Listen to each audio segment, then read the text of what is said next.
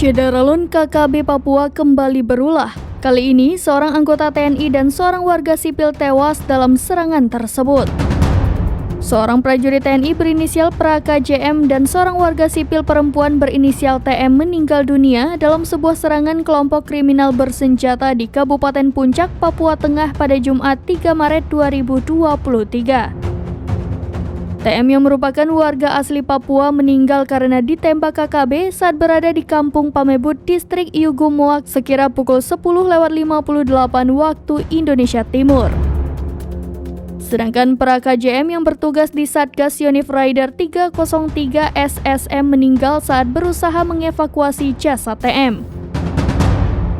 Kapendam 17 Cendrawasih, Kolonel Kavaleri Herman Tariaman mengatakan serangan KKB ditujukan ke pos Sinak Satgas Yonif Rider 303 SSM pada sore hari. Ia menerangkan serangan ini berawal ketika prajurit TNI akan mengevakuasi TM yang mati tertembak oleh KKB.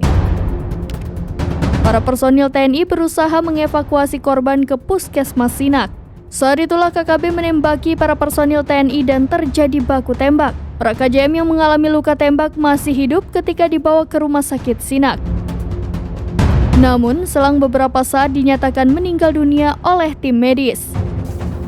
Jasad TM dan Praka JM telah dibawa ke Puskesmas Sinak dan akan dievakuasi ke keluarga masing-masing. Dari RSUD Mimika, jasadnya dibawa ke Mako Kodim 1710 Mimika.